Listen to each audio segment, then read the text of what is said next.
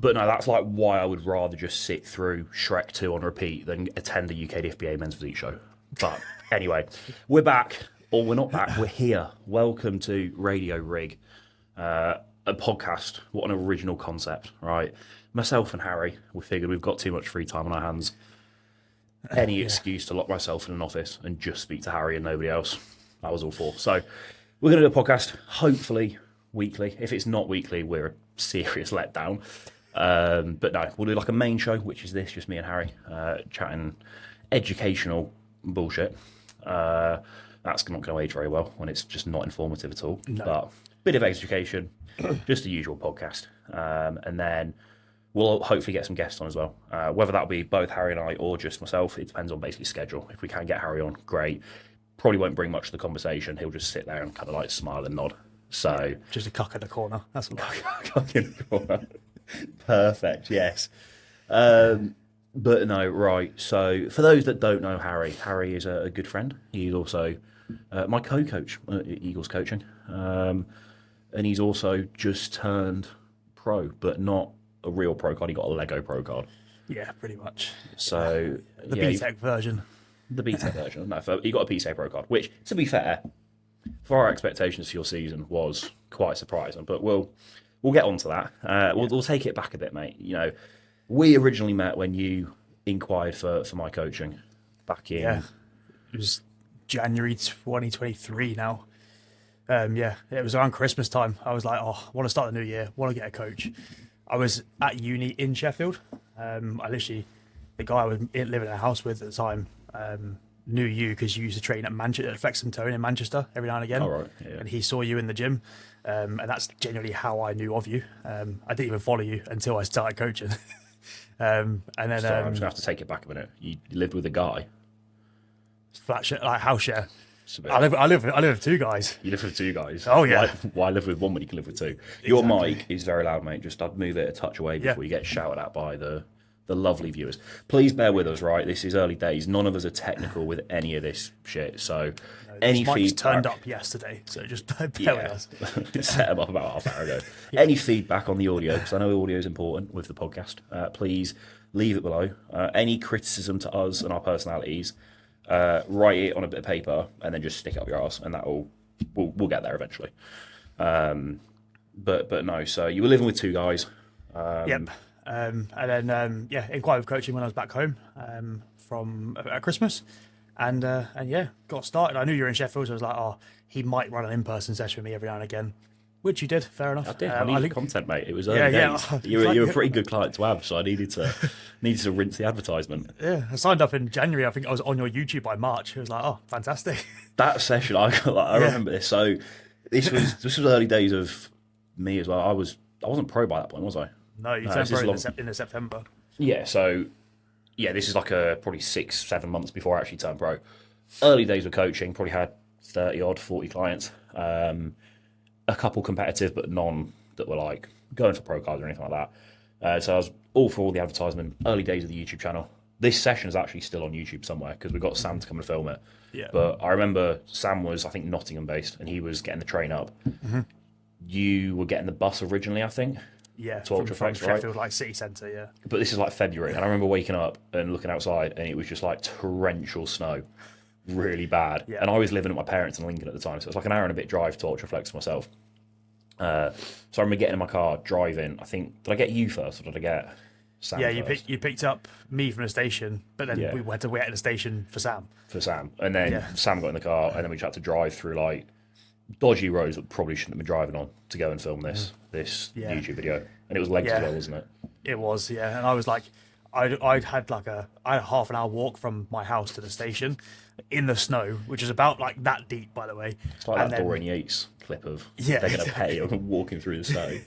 Yeah, and but I was already late, and it was the first time meeting you, so I was shitting it, like trying to get there on time. So I had shin splints, trying not to slip on the ice at the same time. You were like 60 kilos wet through back then. You should have been floating on the ice. Yeah, I stepped on the snow; it just didn't move down. Just like. But yeah, so we did that. A few years passed. I mean, actually, that off season you did get pretty chunky. Oh yeah, but we made a lot of progress, weirdly. But looking back, I would love to have seen your blood glucose at that point. It would have been up there. Yeah, because it got like it was up there when doing this push up, and that was like we're still pretty tight. So You were a lot yeah, leaner that time. But that yeah. off season, for context, Harry was you were natural, probably what 75, 80 kilos I think I lean. signed up. I was 80 kilo when I signed up. Yeah, Yeah, and then I think we got food up to it was over 7,000. I'm sure it was. it was over 6.5, like between 6.5 and 7. Yeah, right. But I'm talking like actually clean food, like not Yeah, shitloads of honey and all this stuff. Like it was like I think bagels are probably the dirtiest, quote unquote, Yeah. dirtiest food we were using. I think there was one shake in there where you'd like blend smokes and stuff, but like yeah. you were genuinely just pounding like pasta and all this shit whilst you're at uni. And I think that is to this day probably one of the most impressive and retarded things. You probably can't say that word, but I'm going to say it anyway. Nobody's watching. One of those silly things I've seen, but like genuinely impressive to be at university working working, having that schedule where you'd have to go to class and train and house share with your two friends that bummed you, and getting up. You used to get up at like what 5 to cook your meals. Yeah, something like that. Yeah, 5 because I was in uni by 9, but I had to have 2 meals before I went to uni. So I was like, yeah, just get up at 5 and do it. So yeah, to anybody out there who, if you struggle to get your meals in or you work a busy schedule, just think back to fat natty Harry getting up at 5 a.m. to cook his pasta for the day. Yeah, because then there was also days in the week where I was like, I had futsal, so I played football, Oh yeah. and like I was burning a shit ton of calories. So it was like the 7,000 clean calories plus a Domino's. It was like yeah, so it was like 9,000 calories some days. It was yeah, had a shake in there at one point with like olive oil and maltodextrin. It was like Oh, that's a classic I used to run. I think I got that Yeah. from Brett Wilkin because I've had off season where food got really high. Maltodextrin is not great for you, but it is cheap. So if you're on a student budget, was and why, you need easy carbs, right? Cyclodextrin, it's a lot better for your digestion. It's a lot better for your gut. So if the money's there, I would strongly advise going for it. If not, if you do need a cheap alternative because you are on a student budget, maltodextrin for like intra carbs and just for like adding to shakes to get calories up. You only really need it if you are over 6,000. A lot of like young lads that listen to this, you're probably eating 3,500 calories. You don't need to be relying on maltodextrin to get that in. It's not going to be the most beneficial, right? Get your actual whole foods and solid carbs in first. But yeah, I used to run that. I'd blend a load of oats, like 200 ml just liquid egg whites. Obviously, egg whites are pasteurized, but I'd never cook them. I'd just drink them, put them in the bottom, put your oats in, scoop a maltodextrin, scoop away, and then olive oil to get your fats in. Blend that, just chug it. There was a point where I think it's called like Vegemite from Trained by JP. Oh yeah. I used to use that as my greens powder, and I used to put that in the shake because it's just the easiest thing to do it. So it used to like turn this Was shake there a flavour to it or green. not? I don't know. I mean, that whole shake just tasted whatever way I'd put in it. It was like a really sugary way because of the maltodextrin. But at the time, we're talking like 2021, maybe. So 5+ years ago now. Yeah. I like at the time was in a relationship, and we like my ex-girlfriend. She lived down south, so she's like 5 hours away. Kind of similar to what you do now with your partner Katie, but the other way around. I was up in Manchester, and she was down, actually pretty close where you are now. Like half an hour from me. If it's Salisbury, you say. Yeah, let's just dox everybody. Yeah, Salisbury's where I Sorry. grew up for anyone. That's all fine. But I used to travel down there for like a few days at a time and stuff. And because I was pretty locked in with bodybuilding as you'd hoped, I would travel with my blender. So I'd be in her kitchen, and her family just didn't know a thing about bodybuilding. She was not a bodybuilder, nothing to do with bodybuilding. And I'd just be blending this green shake every night at like 9 p.m. and then just chugging it. Sick. And yeah, they must have been happy to see me go, I think. It's better 9 p.m. than 5 a.m. Yeah, there is that. Yeah, I mean, it's worse now, I'm sure, with people living at home if they've got a Ninja Creamy. I don't know if you've got one, but like they are so loud. If I still lived at home and I started cranking that out at like 9, 10 p.m, my parents would be fuming. Yeah. But no, so had a pretty successful off season. Did a first prep together. You did quite well, actually, to be fair, on the natty scene. This is one thing I will say is natural bodybuilding in the UK, in specifically the junior and teens division, may as well be the Olympia. It's mad. Yeah, it's crazy. I don't follow the shows that closely because I don't really coach that many in that like bracket anymore. I used to, but as like I think I progress, the clients progress. So it's probably more your demographic now than it is mine, that sort of scene. But like I do see some of the shows, and it is mental. Like you had a client the other week, didn't you? Yeah, It was like I had Nathan on stage at the UK DFBA Heart of England, which is renowned for being very good. And he was a teen, up against teens, and the teens like were just stacked. It was like they could have been juniors, they could have been open. It was like ridiculous. But they all come in. They all come in like peeled as well. Even as a teen, they've got no muscle. They've got no muscle, mate. So, you can't say you're a bodybuilder if you shred like. Abs don't count if you're less than 70 kilos. It's like a renowned rule, we all know. So, but no, like the natty scene is mental. So I think you had a couple of top threes and won a few shows that season. But there was a few others, Jacob and AJ's guy, Jack Chan. Jack Chan, both of them too. That was a good battle. But yeah, had that, and then basically here we are. You just took a fat off season, pretty much. Yeah, I think it was about 18 month off season again. Yeah. Went introduced to the assistants. Went down the hit dark side. No, you just hit puberty, mate. Just hit it late. Ran into this season as a junior still, but then sacked off juniors after the first show, and that went into didn't go classic. very well, did it? Yeah. So like brief rundown of Harry's season. Harry's got a lot of potential. We thought he's going to be pretty well, right? He's 23, 22? 23. He's 23. Yeah. So it's like junior in the UK is 23 and 364 days and under, or whatever it is. So it's like, we'll do junior bodybuilding. Like, Harry's got pretty classic shape, but like this is why junior classic isn't really a thing, and it's because nowadays I think it should be. But before, it's like there was never a massive discrepancy between junior bodybuilding and junior classic because there's not that many juniors that are too big for classic. Like, if you think about men's classic, there's very few juniors that outsize that for the most part. It's kind of just like, you've got nicer shape, you're more classic. But if you've got nicer shape in open bodybuilding, you can do well as long as you hold up muscularity wise. It was effectively it. So we just thought junior bodybuilding, that's where we're most competitive. You're still young. So put you in for that first show. Came in a little flat, like a little bit dry, probably dried you out a little bit too much. And it didn't go too well, did it? No. Well, Jake, I think is the guy that won. He was just like, just is a freak, and had like the dream tans was like a golden freak. I hate dream tans so much. I fucking despise it. I get why people use it, but Jesus Christ, just if you put that shit on, just stop. Just wear normal tan.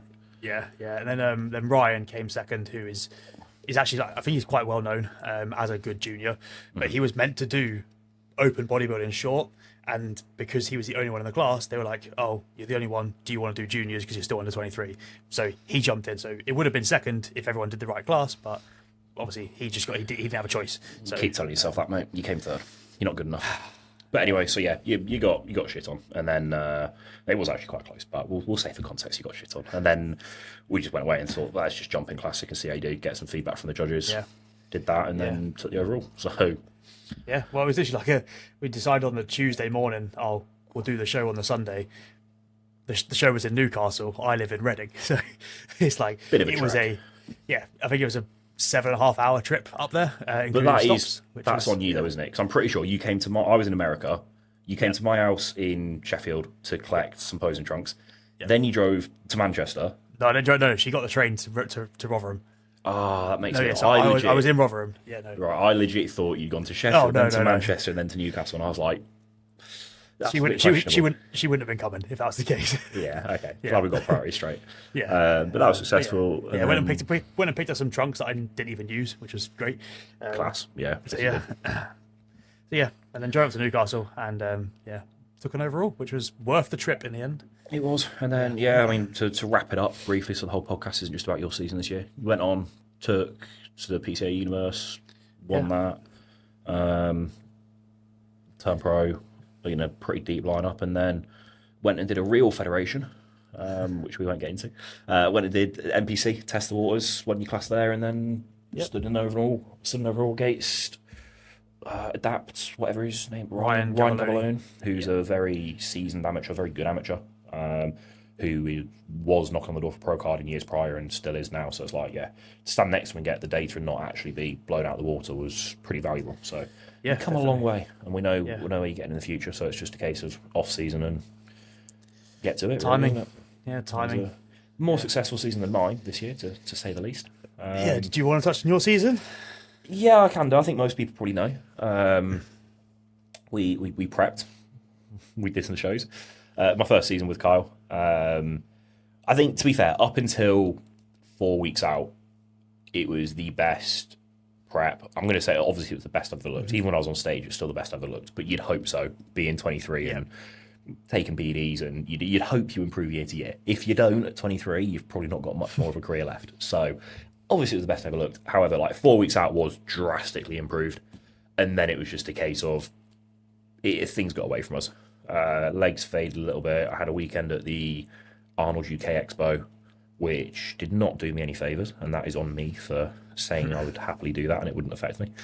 It did. So don't travel when you're, I think I was a week and a half out, or like 2 weeks out. And then we got back from that. I dropped about £4 that weekend whilst we were away. Pretty much £4 off my quads that just never came back. So then we competed, a little bit flat at the first one. Against, to be fair, I think the shows I did get somewhat unlucky. There were very good athletes there. There were, yeah. Momo, he's like Ali Bilal's cousin, he went on to win three or four shows. And just like, it's just the density. I just still don't have that muscularity. When I flatten off too much in prep, it's like, yeah, I can't compete on a pro level. The difference and the step up from amateur to pro is drastic. And I actually just think the standard of pro classic at the minute is wild. Like, I would go on record, and it's a bit out there to say this in the first podcast, but like Chris Bumstead's first Olympia win would struggle in most average classic pro shows now. I don't think he'd walk it. Like, you look back at the condition, like it was kind of a different division back then. The criteria wasn't what it was. I know the trunks were different, but it's like just the overall size, density, and conditioning of the guys now. Like, Chris's shape was still Chris's shape. Let's not get it twisted. But his back was nowhere near. His side shots were probably his weakest shot, compared to him towards the end when his side chest was like beat most open guys and stuff like that. Like, he wasn't what he was. Just to be clear, if you're questioning me here, type in an angry comment. Go and look back at Chris's first win. But also, he was in the same boat as you, whereas he was 23, 24 when he won that first one. Yeah, his first Olympia win was 24, I think. So he, again, didn't have that maturity and that density that he got in his later years, like you're going to get. Well, he got it a year later. I'm not sure. Well, yeah, next year I'm going to quite resemble Chris in 2021 or whatever it is, when his second win was. But yeah, so wrapped up the season after those two shows, because it's just a case of I'm not going to continue to run the circuit if I'm placing 5th through 11th. There's no point trying to get to the Olympia when you're placing there, because what's the point? I'm still young. I've got a long time ahead, so I just need to get bigger and better. So that's pretty much what Carl and I did. We just wrapped it up, health phase straight away. And then now we are growing for the off-season, and that is that. As for when I will next compete, that was actually, we put a Q&A up today, which we'll get into a bit later, but one of the questions I did have is for Harry, is chances of competing prior to 2028. I got the same question. Was it from Ollie Clement? It was indeed, yeah. Wow, original question, mate. You asked it twice. I'm upset.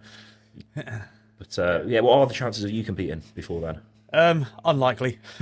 Yeah, I think where I've got £20 to my amateur cap, that's not realistically going to be done in a year. So I think, and I don't want to be stepping on stage again without making drastic improvements. And I think taking next year off that's the only way to do that, unless this push up goes ridiculously well, which I just don't see that happening. And when I step on stage again, I want to be sort of like being very competitive in pro qualifier classes, not necessarily overalls like I'd love to be, but definitely winning some classes at pro qualifiers, and knocking on the door, seeing how I stand against people who are turning pro. So, and that's going to take time. So yeah, that's the plan. I'm going to push back on 2 points there. I'm going to say, you do not know the stack I have planned for you once this health phase is finished. You think you're making it to 2028 to compete again? Fucking hell. No. The actual pushback is more just a thing. So I was speaking to somebody else about this the other day, and I think in your scenario it makes sense because you've competed a fair amount. You did like 5 shows this year. You did 5 shows a year prior. Like, you've got a lot of stage experience. You've rinsed that time as a sort of junior and as an amateur and really maximised that. But I think it was a conversation with somebody who's a junior and they're like, I'm not getting back on stage for 4 more years. I was like, how on earth do you know that now? It's like, I probably sit more of the camp of, I think competing more frequently is not a bad thing. When I was 17 to 21, I think I did like 15 or 16 shows. Like, every single year I competed.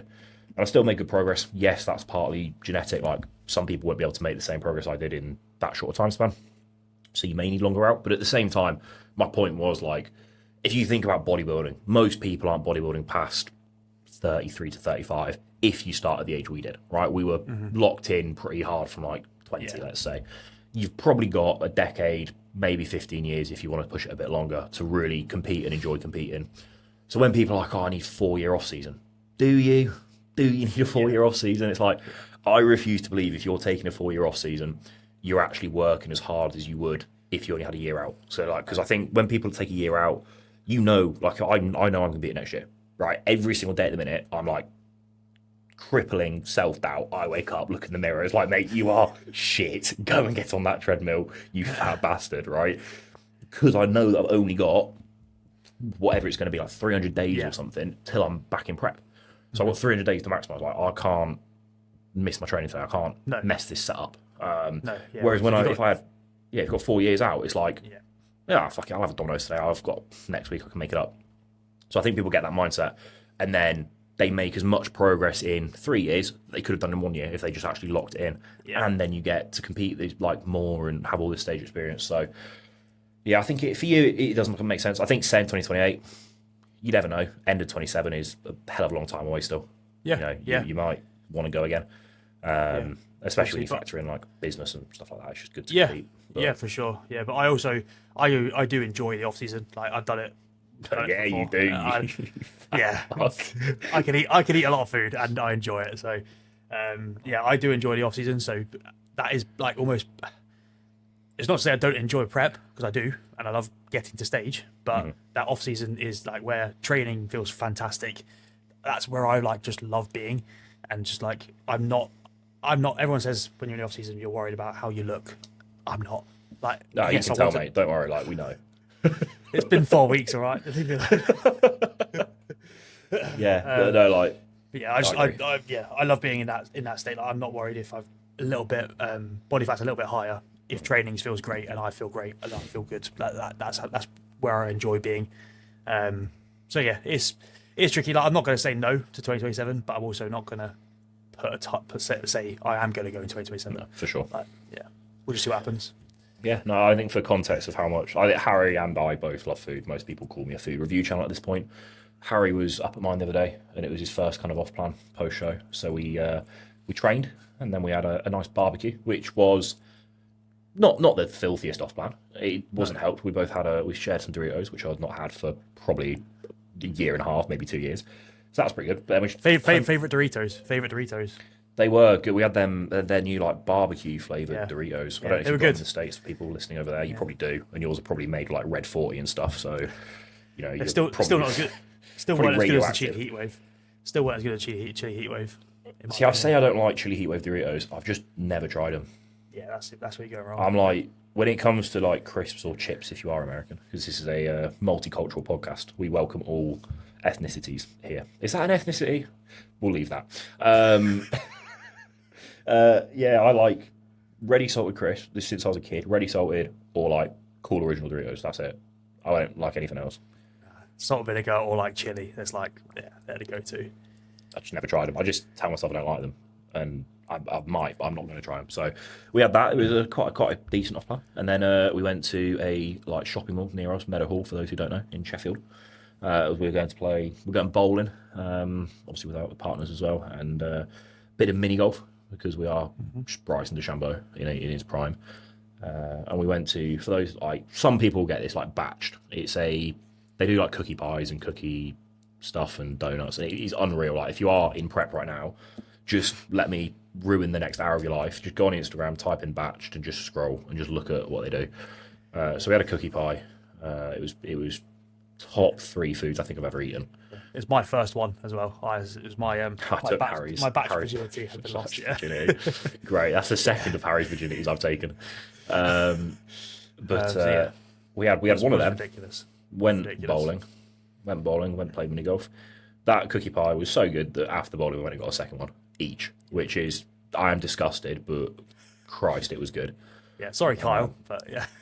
Yeah. Kyle's probably all for it. He eats more cookies than I do. But no, it was very good. I'm gonna move this on now. This is a new podcast. We would like to have some recurring segments within this podcast. I I'm an avid podcast enjoyer, and I think it's pretty good when you've got recurring segments you come back to. So any suggestions for some other segments, please let us know. Obviously, there's the whole classic of like listeners leave us debates they're having with like their training partner or the missus, and we resolve them because obviously we are just wiser than everybody, and what we say is incredibly true and correct all the time. But I've come up with the other idea of what it's worth is what we're going to call it, and it's Harry and I each week will come with a question for the other person and ask how much they'd have to be paid to do X or to experience X, whatever we're going to say. So I'll kick it off this week, mate. Go on.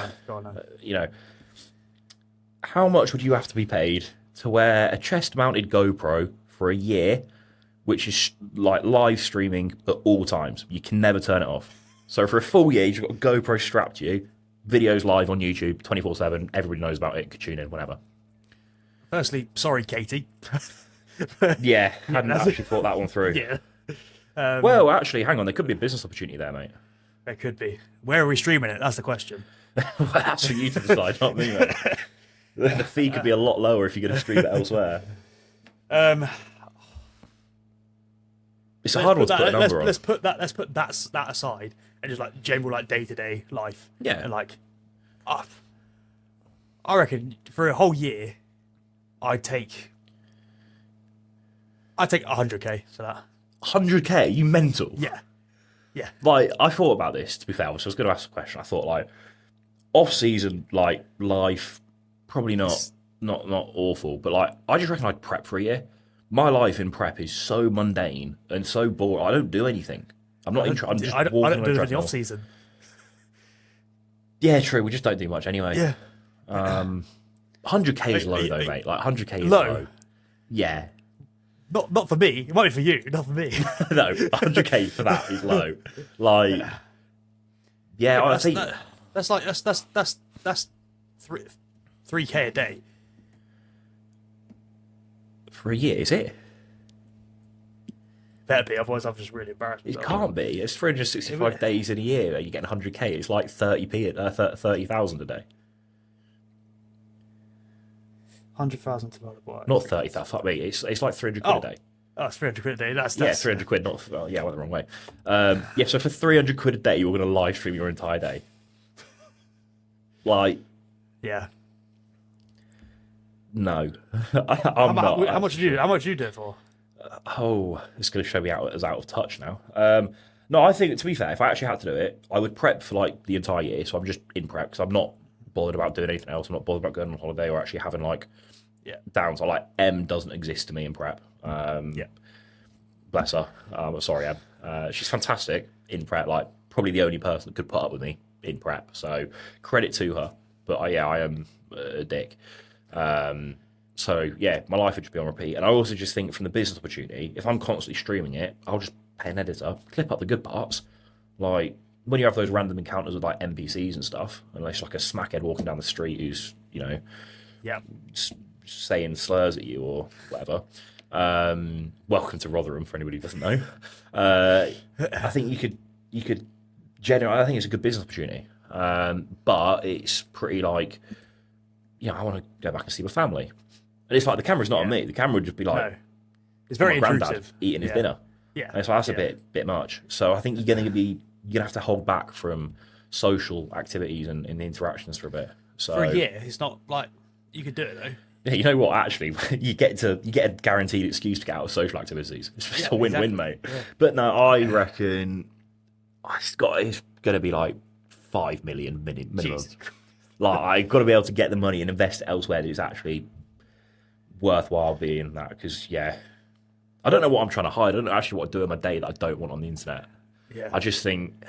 Thing is, you post most of it anyway when you're doing. Yeah, YouTube. I'm just so insecure, like mate. If I go for a piss, I just don't want anybody seeing how small it is.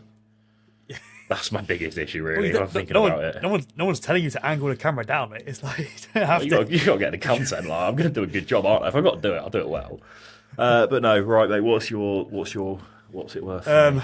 So I was fighting between two, but we'll leave the other one for next week. Great. How much to bulk entirely on children's lunchbox food for a month? I thought you were going to say bulk on children. was like, hang on, there, it's a bit dark for the first episode. We're not going there. What classes as a children's lunch? I'm not. So that's I've the not second got question. Kids, you see. So Yeah, but so what did you have in your lunchbox? Were you a ham sandwich, chocolate bar, and crisps? I'm going to be kind of honest. guy? Like, I'm going to give my mum so much credit here. I was a kid. You know, there's one kid in school who always has like the best pat lunch. Oh, you're one of them. I You're one was of them. that kid. Like I loved my lunches. Yeah, I hated you. Yeah, no, like 100%. I used to have bagels were a pretty typical. No, thing they for me. weren't. No, they weren't. Yeah, like the New York bagels, right? I used to have a bagel, and she's so like. My mum used to shop at Waitrose, right? And here we go. Waitrose, when I grew up down south, they had like pre-packaged crispy bacon, like thin crispy bacon.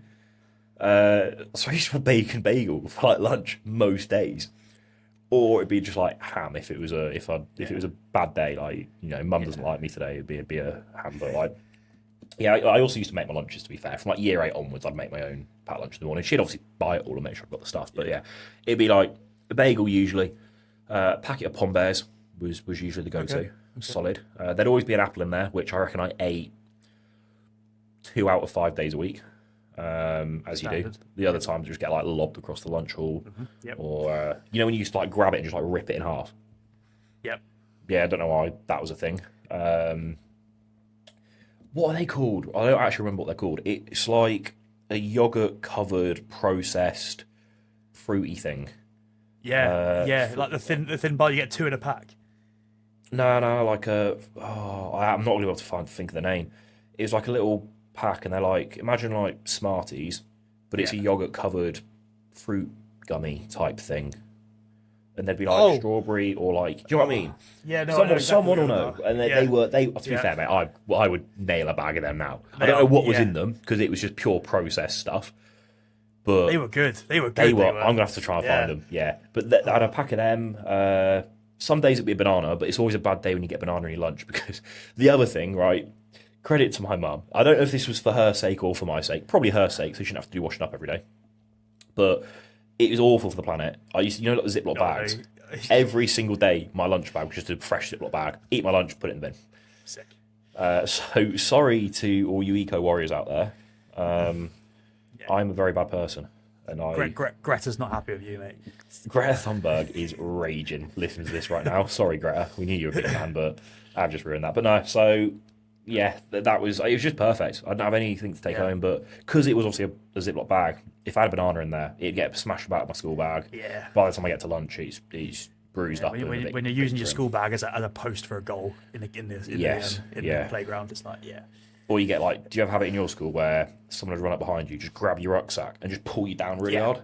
Yeah. That was class. I do miss doing stuff like that. Or you get nuggeted, so all your shit is on the like inside out. Inside out, nuggeted. Yeah. Or peanutted when you get your tie like yanked down. Yep. Yeah. That was a good thing. Yeah. God, British school is an experience. I do miss it. I'm so glad that I did get to go to British school. I think. Yeah. Because I do debate most days, should I move to America? I'm the biggest, like, for what we do in our life, like, America's the place to be. It'd be great. I've said that for like a good 5 years now. Yeah. Yeah, but the thing that puts me off is I want a family one day, and I just want my kid to experience British school. I think it's just such a cultural experience that they've got to go through. It molds you as a person. So that's the thing that keeps me in the country. It's just like, I think our education system's flawed. I think every education system for the most part is pretty flawed, but that's actually political we won't get into. I think bullying's great. I think it's got a place. So I think bring bullying back as well. Not the hard bullying that actually makes people really sad, just like the friendly bullying. Yeah. I don't think that really exists for some people, but no. Just like feel free to take the piss out of your mates. Like, yeah, I think that's good. When you're a kid, please. Yeah, when you're on like Call of Duty on Xbox, like that sort of abuse is valid. It makes you a better person. So yeah, I forgot where we go. Oh right, it's pat lunches. Pom Bears, an apple, bacon sandwich, those little fruity things, and then maybe like 2 digestives or something in a bit of tinfoil. Or like some days it'll be like a Kit Kat or like those penguin bars. Yeah, penguin or a breakaway. Breakaway, yeah, they are a classic. Or a club. Rocky club if it was those sort one of those. See, I was the only allowed crisps and a chocolate bar on a Friday. That's the difference between me and you, mate. You were getting Poverty. bacon, No wonder bacon you want to eat bagels. so much now. I was Exactly, yeah. spoiled as a kid, so I got it. Yeah. I had it really good, to be fair. I can't. Yeah, my lunches were elite. It is something I fondly look back on, and I don't take it for granted either. So Were you ever a Lunchables kid? The little no, ham, cheese, none of that cracker stuff. snapper? Never did it for me. I was not really a big fan of cheese. Yeah. So didn't really. I know what they are, but I couldn't really tell you. Or like pepperoni or whatever they're called. I don't really like. Oh, that was what I used to have, pepperoni and fridge raiders.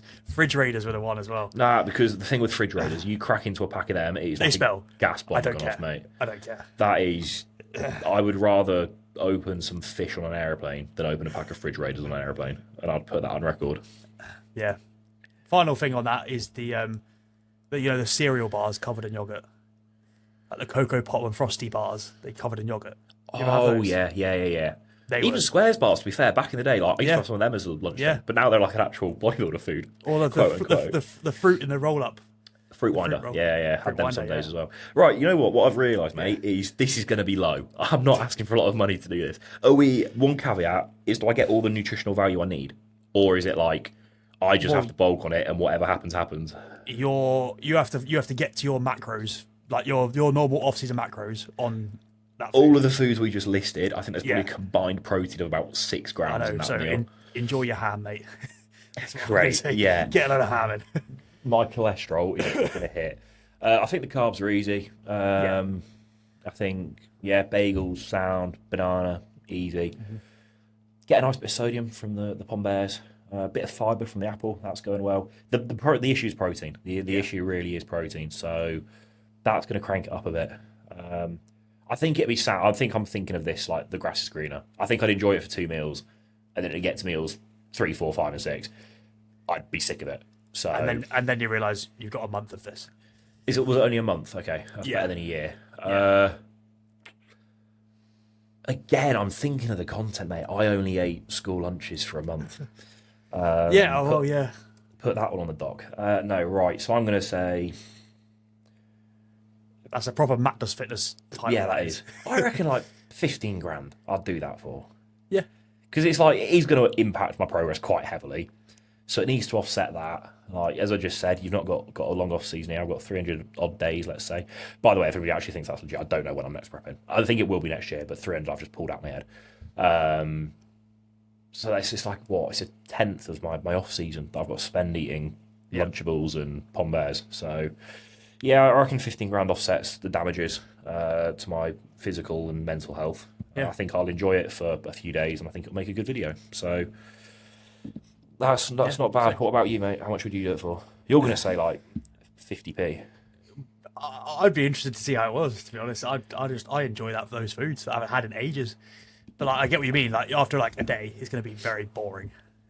But I do think there is a lot of different foods you can do. I think you don't have to eat the same thing every day. Do you know what I you mean? could have some variety. You know what? You're back up at mine on Monday next week. Let's just go Tesco's, mate. Let's have post-workout, but from a packed lunch. We'll get Ziploc bags and do it properly as well. And go sit on a field somewhere and just like cross our legs and eat our lunch. Right, we will move in because I'm aware it's already at 40 minutes. Also, can you let us know in the comments how long do you want this podcast to be? Right, I think an hour is the minimum. If you do a 40-minute podcast, you're lazy. I think 90 minutes is a sweet spot. Mm-hmm.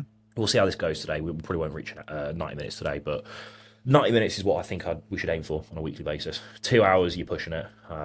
We're not that charismatic to be able to speak amongst ourselves. We're both 2 on the spectrum for that. So, right, question-wise, mate, I've got a hell of a lot. So thank you to everybody who's dropped questions, and thank you to everybody for the interest in the podcast. I think your expectations were probably so high. You were looking forward to this. Hopefully by this point now, 40 minutes in, you've realised this was a horrendous idea and you won't be listening again. But the excitement was there originally, which I appreciate. So, do you want me to kick it off with a question? Go for me, yeah. From Ben Usher, favourite time frame of your career, e.g. off-season after going pro or before pro debut? That is a very, very good question. I think it's really hard to answer because where I'm at now in my quote-unquote career, if you want to call it that, is everything I dreamt of as like a 17-year-old getting into this, right? I'm sponsored by some really big companies. I get to coach people for a living, and that's everything I wanted. It's a lot harder work than I thought it would be. Time wise, funnily enough, my day's actually very busy. I'm not quite just a pro athlete that can sit on their arse all day and just bodybuild, which I'm glad, because I don't think I could do that mentally. I have to be busy. So from that aspect, like where I'm at probably right now is fantastic. But at the same time, I kind of touched on my recent video. It's like bodybuilding is now a job, whereas when I was 17, going to the gym was like the 2 hours of my day where I looked forward to it the most. There was no pressure. That was like my way to get away from pressure, whether that was like school pressures or earning money, like what am I going to do for a job and all this sort of stuff. And those stresses you have as like a 17, 18-year-old, where you think like you need to have your whole life planned out and you're stressed about all that. The gym was just there for the love of the game. Just absolutely loved it. I didn't have to worry about filming my session. I didn't have to worry about all this stuff. Whereas nowadays, I still love the gym. It's still the best part of my day. But there is an element where I'm like, I'm not as good as I want to be at bodybuilding right now. I need to make sure this session is perfect, or I need to make sure I film this so that my content's good enough, so the sponsors are happy, and all this sort of stuff. So there's like, it's a double-edged sword. I think with the positives also come negatives. So I think I've loved each phase for different reasons. So to pinpoint just one is actually very hard. I think probably the most enjoyable probably would be either the prep to turn pro, because everything was just seamless and perfect. That prep couldn't have gone better. I did 2 shows on 2 overalls and got my pro card straight away. I'm like, Not bad. that was great. Or the first off season after that, because I think after I turned pro, I'd done 4 seasons consecutively of prepping. Each prep, some were like 9 months long, some of those preps. So it was a lot, especially at that age when everybody else is like, your mates are all 18, 19, going to university, freshers, and I just never went to uni. So I was very locked in, which obviously I'm grateful for now, but obviously at the same time, I did miss out on a lot of experiences. So when I then finally turned pro, I kind of just didn't stop, but definitely gave myself a bit of a break for once. Had a nice aggressive rebound, the good old 30 pounds in about 4 weeks, which is still tame compared to some of the stories you hear, but for me that was more aggressive. And it was kind of like just a sense of relief that I finally turned pro. That's everything I wanted. And that's when my Instagram had just started to blow up. So I kind of had some of the benefits of being able to earn a decent living from coaching. Early days, sponsors were coming in. I'd just started working with Hardbody and stuff. So it wasn't any like significant money from sponsors, but there were a few. And it was just kind of a pressure-free environment still, where you've not got all these eyeballs on you. It's early days, and I just turned pro. So everything was just like in a sweet spot. Obviously, as pressure's climbed, the financial gain and financial benefit has increased, which has then allowed me to buy a house and travel more, and all that I'm incredibly grateful for. And would I trade it to go back to that time? Probably not. But I think I look back at that time very fondly. So it's a hard one to answer. If I had to pick one phase I probably had the most fun, was probably then. What about yourself, mate? I'd probably say this season just gone. It just, yeah, as much as it was difficult at times, which you know about, it was also very rewarding afterwards. Like knowing that it just kept going, cracked on with everything, even though preps are hard and they're gonna be, that, but to get the reward afterwards was it was amazing. I still haven't fully processed it, but I think it was like. One thing that made it even better, I think, is that it was at the Universe show. Like my parents, one of my best mates, and Katie were all there, and they weren't meant to be there. I wasn't there though. Huh? What are your best mates? I wasn't there. I said that's why I said one of them. You don't have more than one, do you? Fuck me. I'll go fuck myself, mate. No. I hear that. I think that's yeah. I mean, to be fair, I used to say the same this year. It's like FIBO this year was my 19th or 20th show in Germany. It's the first show my dad had been to. Yeah. Not through like him just not loving me as a child. Like he's always been probably the most supportive he possibly could have been. Always just let me crack on. Just not that intrigued in bodybuilding, which I do not blame him, because I'm not that intrigued in bodybuilding and I love it. But the thought of going to a bodybuilding show, they can drag. They can really drag. Yeah. So but it is nice when you got family there, I think. Yeah. They were like, they were undecided whether to go to that show or the two bros, one in Cardiff, and they ended up deciding to come to this one. And obviously, it was the one that I turned pro at. So it was It's because I told them I'd pay the judges to make sure you won. yeah, exactly. So they kind of knew. That's like, we'll go to this one. He's paid off the judges already. That is a joke if anyone's going to take that seriously. Right, we'll move on to another question. This one's a quick one. Reese, IG7, what's the most amount of rice pudding you've done in one sitting? We'll open that up to cream of rice as well. I think it was the off season before my pro debut. I was doing 170 grams pre-workout. 160. Was it? Oh, I've done you by 10 grams, mate. Yeah. That's why I'm where I'm at and why you're only PTA pro, mate. Mate, feel free to put 170 grams on the plan, don't you? Yeah, no, I think I was just pounding that. I think it was such a mistake looking back as well, because one thing I'm not doing this year that I've said to myself is I'm not getting lazy making my food. Every year before, food gets high, I get quite busy, and I just stop putting any effort into my food. So like this rice pudding pre-workout meal, I always have quite like training up after just one meal. So I'd wake up, do my steps, and I'd just literally rice pudding in a bowl, boiling water, mix it together. I'd then mix the whey protein into it to flavour it, and that'd be it. It'd literally just be plain rice pudding with 60 grams of whey mixed in, and I'd just pound that. And it was just like prison food. And it was not very enjoyable.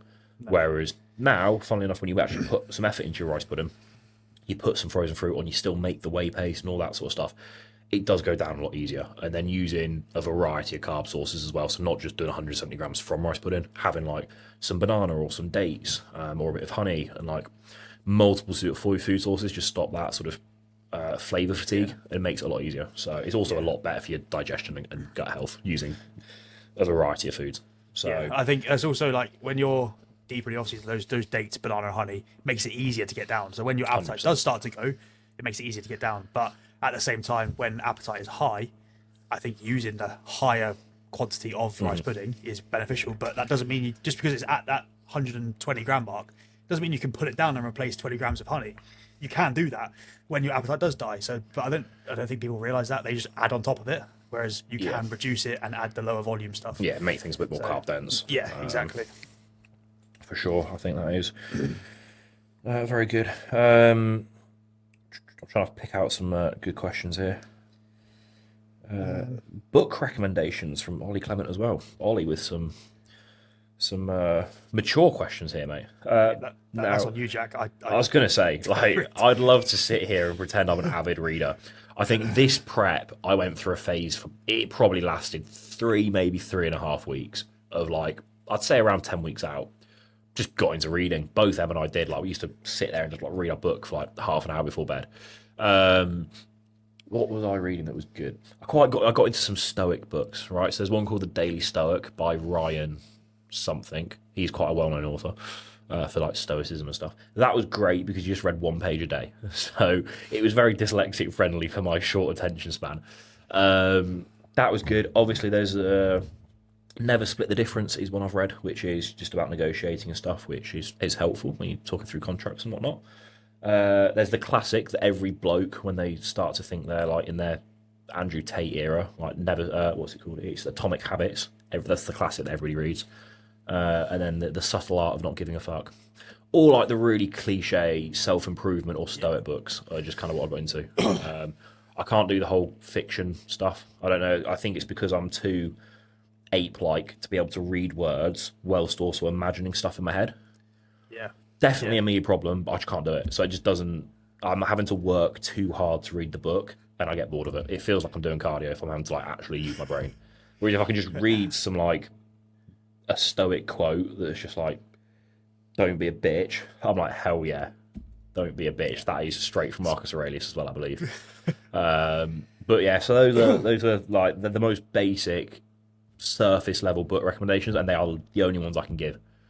I think the only other book I've read in my life is probably Of Mice of Men, and that's glad to do it for GCSE.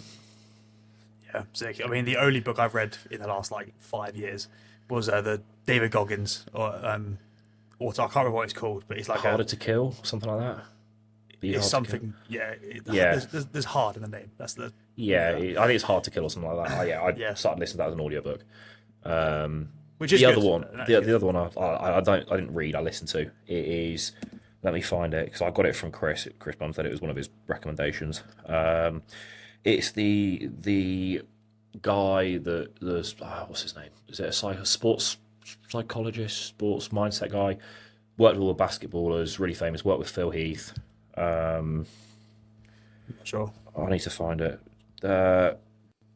Someone Any else. other- Someone else is Ross Edgley. yeah. He's got a very very cool story. So like go and like check him out on YouTube and stuff. He's like a very very good swimmer. Fun fact about him, mate, is I read his first one about Yeah. the when he swam around Great Britain. Yeah. And then he was actually sponsored by Gymshark back in 2019. And I went to Lift Manchester by myself in 2019. Met David Lade, met Ryan Terry. Ryan Terry was the main reason I was there. Big Ryan fan back then. Still am, to be fair. And Ross Edgley was actually there. So I met him and he signed my sick. book, mate. So I've actually got a signed copy of the book Sick. from Ross Edgley. That book I was on about is Relentless, and it's Tim Grover is the guy I was thinking of, which you obviously everybody knows Tim Grover. But yeah, that was very, very good as well. I was listening to that one in prep. So Yeah.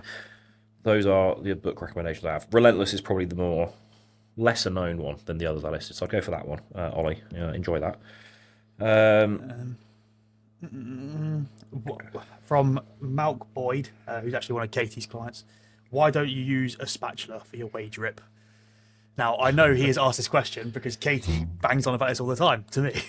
Because I'll be there with a mug and a fork mixing it around and ruining the mugs at their house by scraping the fork on their mugs rather than the plastic spatulas that they have. But Yeah. the spatula doesn't mix it as well, so I continue to use the forks. See, the only reason I know of a spatula is because Wesley uses a spatula for his wage rip, right? Does he? So that's where I've seen that before. I never really Yeah. got why, because he'll travel with that. Like when he goes to shows, goes to America to compete, he'll bring his whey paste spatula. Like he's got a little one that's just for whey paste. Yeah. I don't get how it'll mix very well. I mean, it is a spatula, mate. It is made for mixing things. It's made for spreading things, no? I'm not a baker, mate. I don't know. I just thought Sorry, it's like, sorry, Mary. it kind of resembles a spoon, so I figured it's like, I suppose it's a spoon for mixing things. That's a good question. But no, Yeah. I've never thought about it because obviously I don't make my whey paste in a mug like a juvenile like you. Yeah, no, I've got Partly because I my don't really Christmas mugs, mate. own many mugs. Yeah, but you've been to my house. I use like those baby Yeah. IKEA pots, and they're just like crappy plastic ones. So I'm getting all the microplastics in my food every time, which is perfect. That's what I If like. you don't know, Jack genuinely has about 10 of them stacked up in his cupboard at home. They're mint. They're fantastic. Yeah, I travel with them. People will have seen them on my YouTube all the time. They're from IKEA. They're £1 for a pack of 5, so highly recommend them. But I just use them. Obviously, you should like use a spoon and mix it in there. It's not going to mark anything because it's. I think IKEA actually just sell them for whey paste. I think that's what it's listed as in IKEA. So, yeah, that is an interesting question. That is the other debate, right? Are you this is a classic. Are you a spoon or a fork for eating like a chicken and rice? Spoon. Spoon, good man. Yeah, I think Otherwise, the rice goes through the fork. that's the thing. I think if I you're never right at the understand end of a what people do prep, that. sure, maybe a fork's justifiable. No. But I could not think of something worse. Like when you see, like Logan Franklin's a prime example of this. He will eat, like his meals in prep are so satisfyingly Yeah. plain, but he'll put it on a plate and it'll be a lump of rice and then a Yeah. chicken breast. The thought of eating just rice off a plate with a knife and fork, he must sit there for like, no wonder he's shredded and he can't get any of his food off the plate.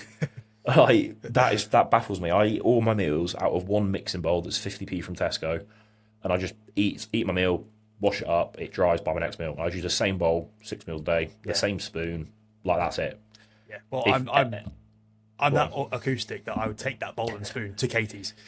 Yeah, no, Every I, time mean, I I go. travel with it everywhere. Yeah. Like every show I've done this year, every country I've been to this year, that I take a mixing bowl with me. Yep. Most of the time, I will leave it wherever we're staying, so they're 50p, and then I just saves me some luggage coming back. But Yeah. that's travel with my spoon, and that's that. Like so, I think if you use a knife and fork, you've got too much time on your hands to eat your meal. You're not hungry enough to shovel it down.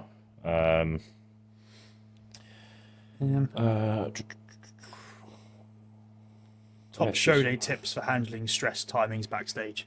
This is something that is from Theo, your client. Oh, you're fucked, Theo, mate. You need a better coach than me.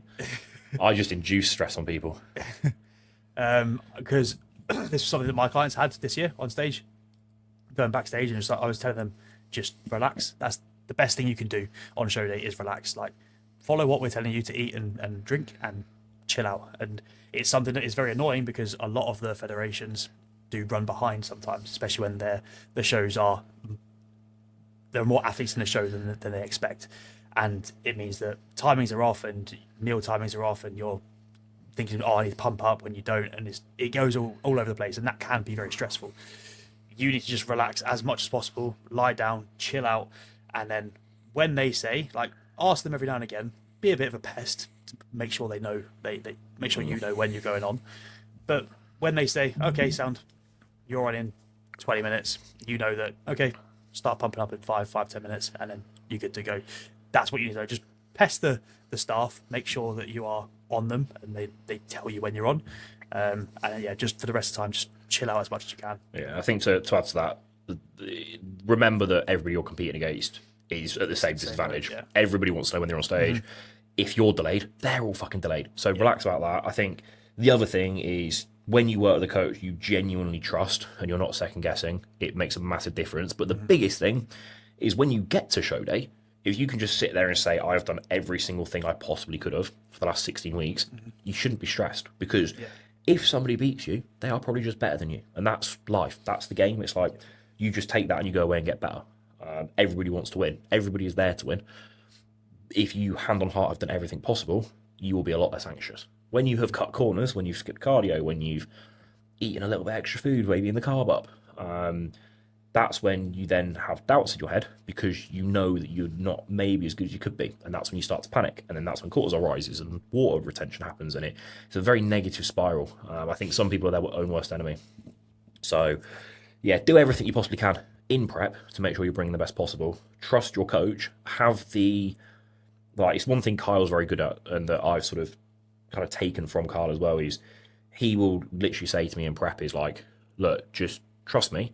If it goes wrong, I will go and sit on an Instagram video, put my hands up and say, yeah, I told Jack to do this, it did not work. And he's not just saying that because you've seen him do it with Nick Walker. When him and Nick's plan for the Olympia didn't go very well, Kyle was the first one jumping on Instagram saying, yeah, okay, I got it wrong. Nick did everything I asked of him and we got it wrong. So I think that takes pressure. I mean, more so probably applies to the situation like myself, where I'm going to get backlash on Instagram if I look like shit. So he's there just basically saying, like, look, just follow everything I say, and if it doesn't work, it's my fault. And I think that applies to everybody. So if you genuinely do everything your coach says, if something goes wrong, it's on them, and then you just have the conversation with them.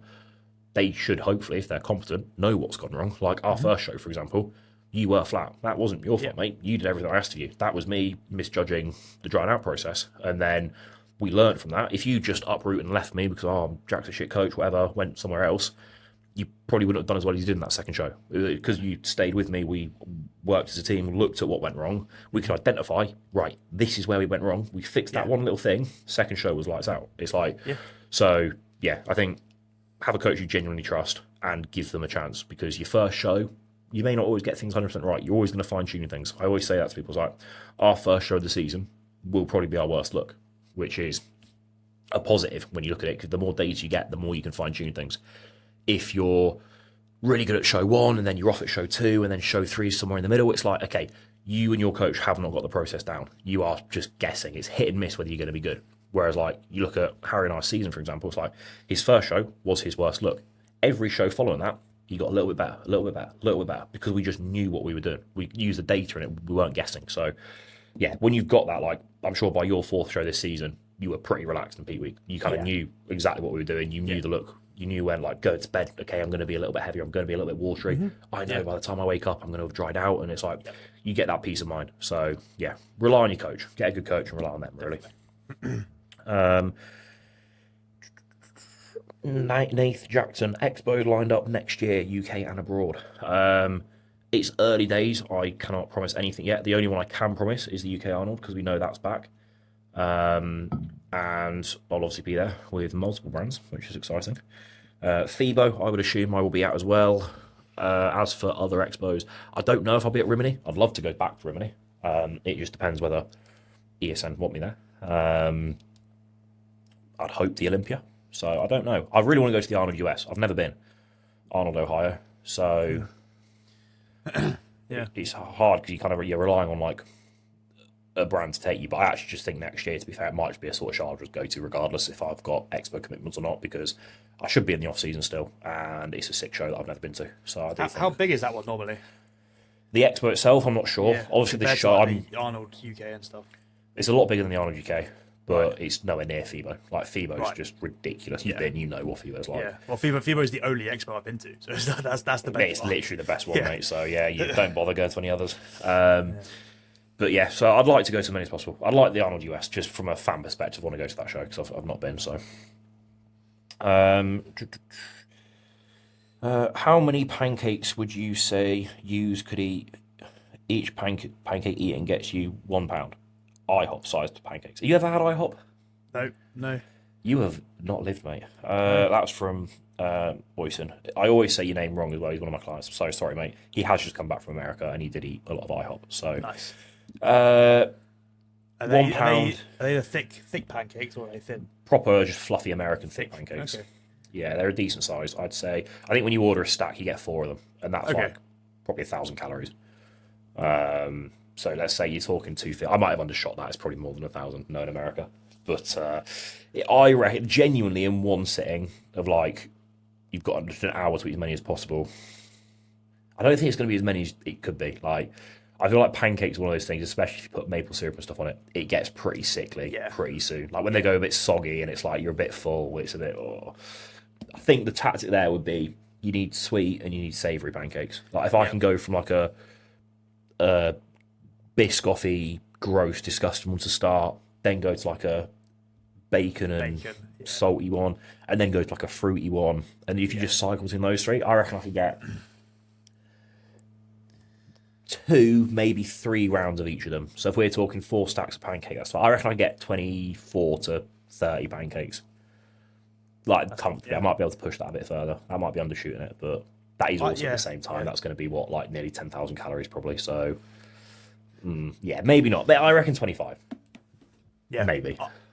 I'm pretty hungry right now. I am due a meal, so yeah. I reckon I'll be around there. Like, yeah. The thing is, we both can eat a good amount. We could do this. This is dangerous, but Bill's every Friday do unlimited pancakes for £5. Do they? I did not know that. That is terrifying. Yeah. I'm not sure how Kyle would feel or my digestion would feel after doing that. I've done the 15k challenge back in the day. That was one of the things I did after I turned pro. So talking about my favourite phase, it's probably just I did a 15k challenge in one day, which was absolutely miserable. That video is also on YouTube if you want to go watch that. But yeah, I think it's just the fact it's just pancakes. But if you do go for the different styles, I reckon different flavours. That's the technique. So follow on from that. Craziest best eating challenge you genuinely think you could finish? Great, that's a good question. I stopped watching these because I used to watch Beard Meets Food, Eric the Electric, the classic rabbit hole everybody's been down if you've done a prep. A bit of advice: don't do it. It just makes your prep harder. Okay, just whenever anything food related comes up on your feed or your YouTube, press 3 dots and press not interested, so it stops recommending you food content. I promise you, it will make your prep easier. Yeah, don't schedule a Beard Meets Food video for half an hour before you go to bed every single night, like I did my first prep, because that doesn't end well. I have just realised I probably shot myself in the foot for half my YouTube views now. When I do a food video, I've just told everyone to turn off the recommendations.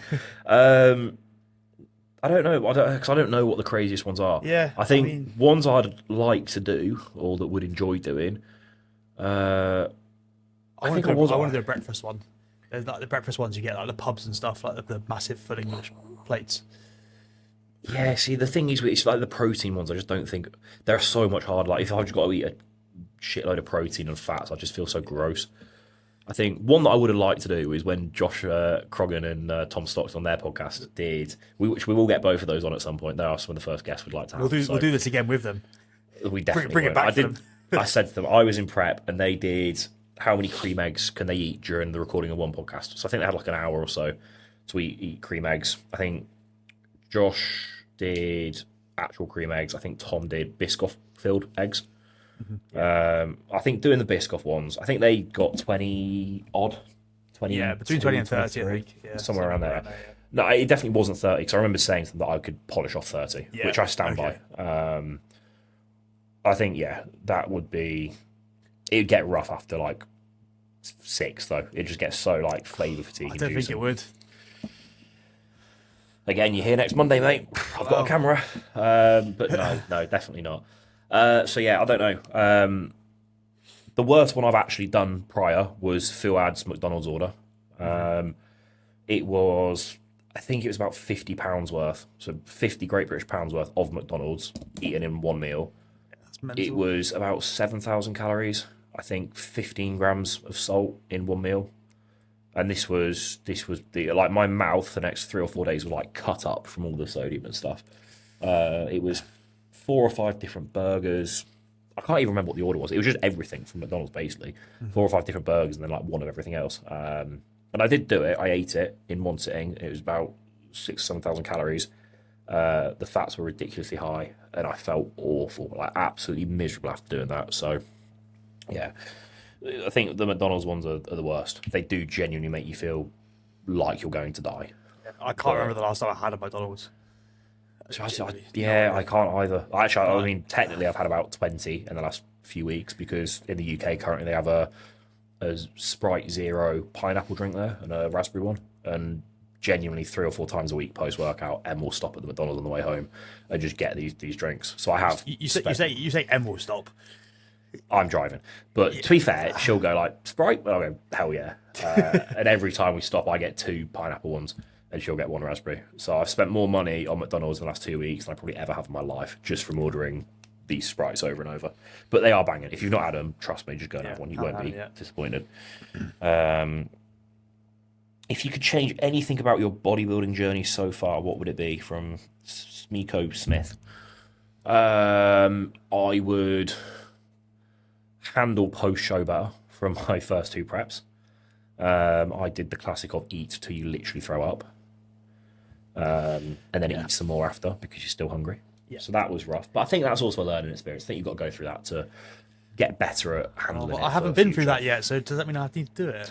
You're still 40s post-show, mate. Let's get it going.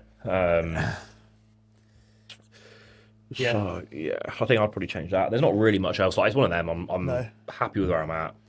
Yeah, you wouldn't be here if you did do everything you've just done. Exactly. So it's like, yeah, maybe I could have pushed gear harder when I was younger. Yeah. But then at the same time, there's still time now. Yeah, exactly. And I'm still very healthy. And I've got a very high ceiling to push things. So again, probably wouldn't change it. We'll keep this one brief because I'm sure there are a lot of people who do not care for football. But Cal Curry, World Cup review so far. Are you watching the World Cup, mate?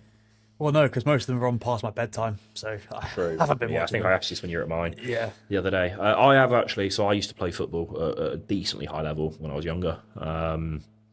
Stopped when I was like 16 because I snapped my Achilles, which was pleasant. And then I kind of fell out of love with it, kind of resented it because it was literally my life till I was 16. When I then stopped playing at a decent level, I kind of just stopped watching it, stopped paying attention to it, and literally diverted that full attention and focus to bodybuilding. This World Cup is like the first one since about 2018 that I've actually properly got back into. And I've loved it. I've watched far too many games. Yeah. I would put it on record, it's probably the best World Cup to date. The games have been crazy. I think obviously there's more teams, so you get some better scores, you get better storylines. Yeah. England are doing pretty well now. I'm pretty confident we should get through. I don't know. This podcast those last 2 group stages. But at the same time, like when we've played 2 top 10 teams, both those games are the best we've played. True. I do think Norway's going to be tricky though. I said it at the start of the tournament. I think after Norway because they'll hold the low block, and then just send Haaland. Our one saving grace is like Dan Burns. Haaland's never scored against him, I don't think. Big Dan Burns. So start him, and then like John Stones and people, they play with Haaland every week. Like they train against him. So it's like they know what's coming. They do. And just someone put in a heavy challenge early on. Who was it that tried to do that against France with Mbappe? They just started kicking the absolute liver. I saw that. Yeah, I saw that. They just started twatting him, and it just didn't really work. But anyway, so yeah, I'm optimistic for England. I actually think we're going to do pretty well. I think it's like we either go out to Norway or we win it. I think those are genuinely the 2 options. Okay. So I'm going to try and get this podcast out probably Saturday morning this week. It's Thursday night that we're recording this. So tonight's the game. So big up England. Let's bring it home. Right, we'll do 1 or 2 more questions, and then we will wrap this one up here. Have you got anything? Oh, actually, this is a good one. I've got Sam Richard one. How long are you going to go without caffeine? Now, I caffeine detoxed hard.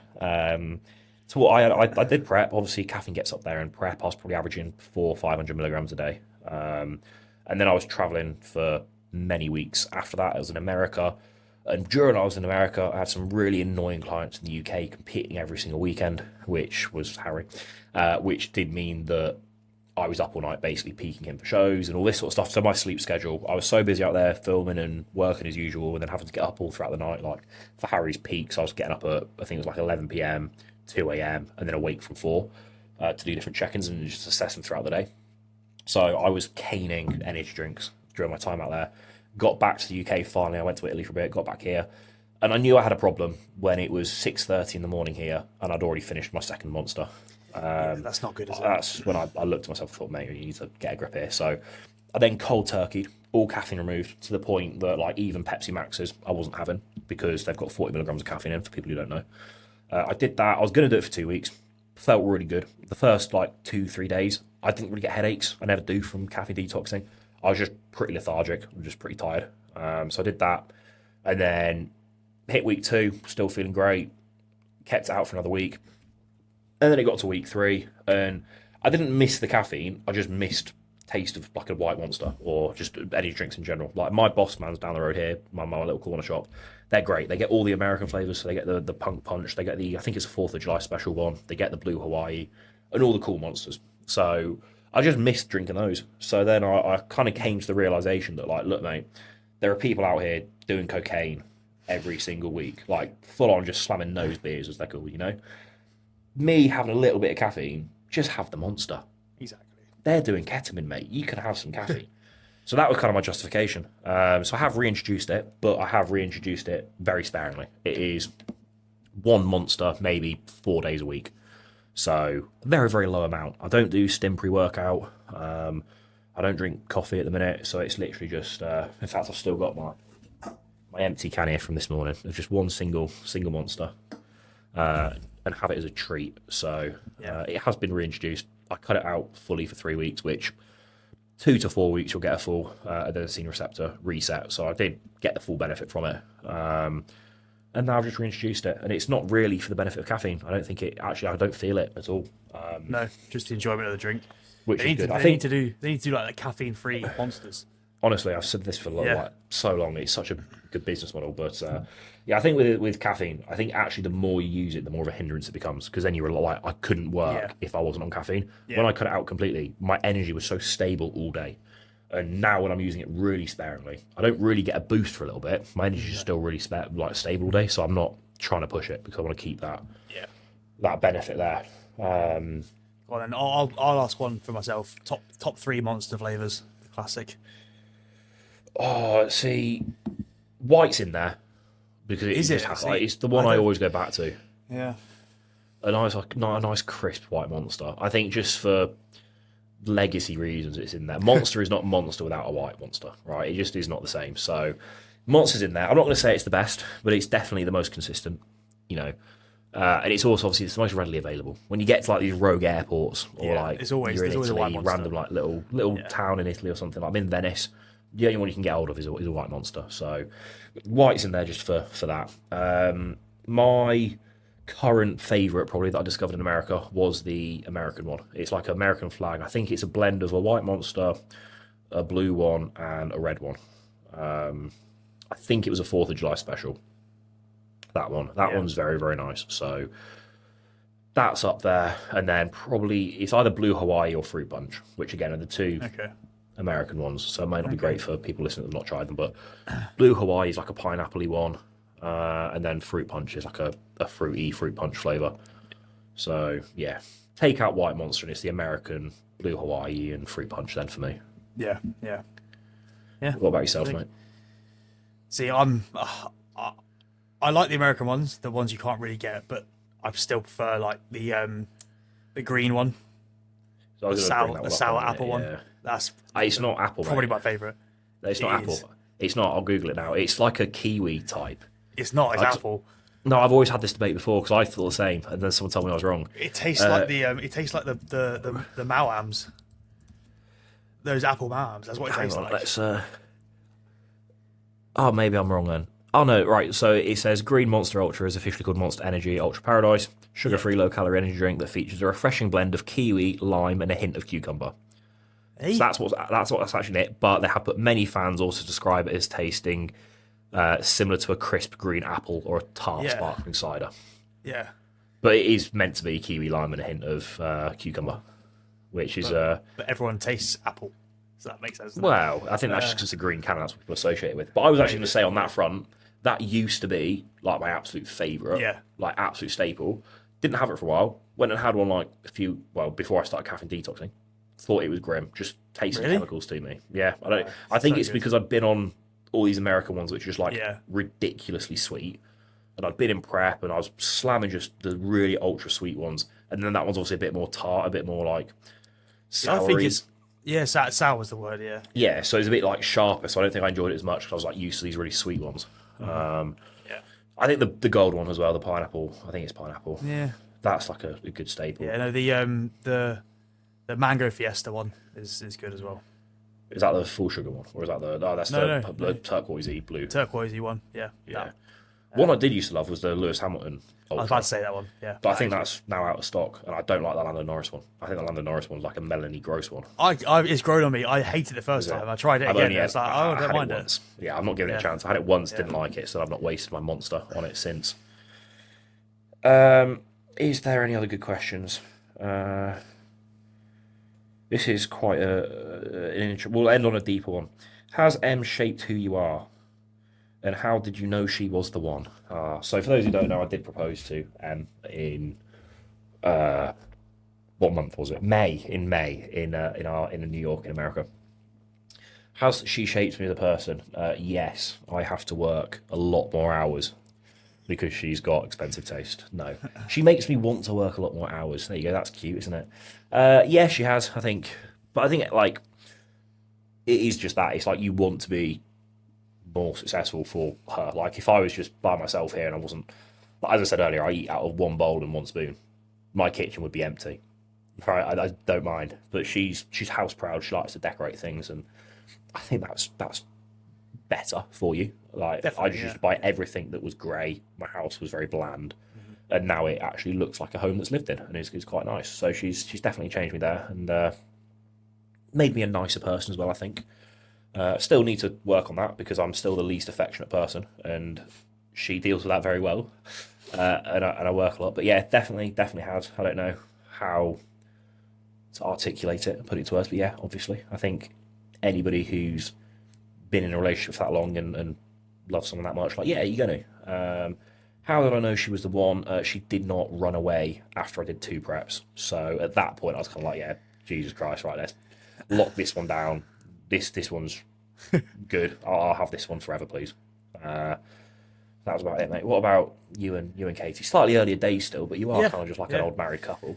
Yeah, well, it was 1 year on Saturday that we've been together. So. You spent your anniversary at my house. Woke How up cute. in Jack and Emily's house. Yep. Lovely. But no, it's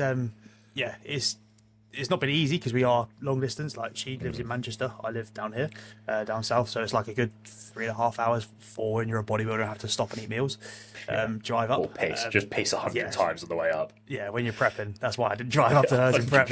Yeah, I'm not going. No, that's when you just if she's not in the car, mate, that's just shake a bottle. And a fun story quickly. Anyone who's made it this far, you get this exclusive highlight. One of my least proud moments in my bodybuilding career actually is. When I was younger, there was a federation I did that if you won the overall in the UK, they'd actually fly you to America to compete that federation out there. So I went out to America with them. So I must have been 19 or 20, driving down to Heathrow early in the morning to go get this flight with all of them. I was running a little bit late, as you are, wasn't wanting to be late.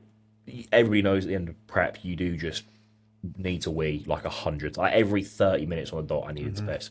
And I was stuck on the M1 in a bit of traffic. It was like 5, 6 a.m. approaching London. Traffic's bad. Not got time to go and pull off and stuff. I'm just sat in the traffic, and so it's like, God, I'm gonna have to piss here. Scrambling around, I found my shaker bottle. Then I've only packed what I'm taking to America with me. So I pour the water out the window of the bottle. I have to piss in the shaker, pour that out. But then I need the shaker bottle to come with me to America. So I go to the airport loo. Can I get it through security? My half pissy shaker bottle, wash it out, and then just have to I don't refill it. Don't worry, I'm not drinking from my pissy bottle on the plane. But obviously, I've not got washing up liquid in, so I'll just wash it with some hand soap and then just stick it back in my carry-on, and then just take it all out to America, wash it out there a bit more thoroughly, and then that was just a shaker I used and brought it back with me. And Brilliant.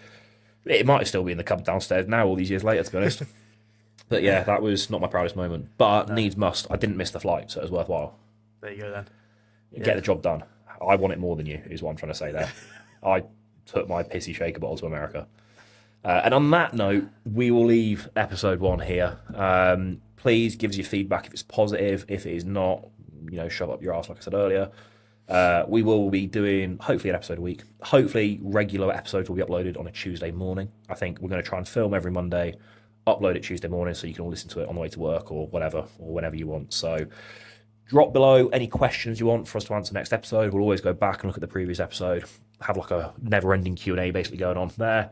Any guests you want to see on as well, drop those below, tag them, DM. We do actually have an Instagram page for the podcast, which you will hopefully be aware of by now.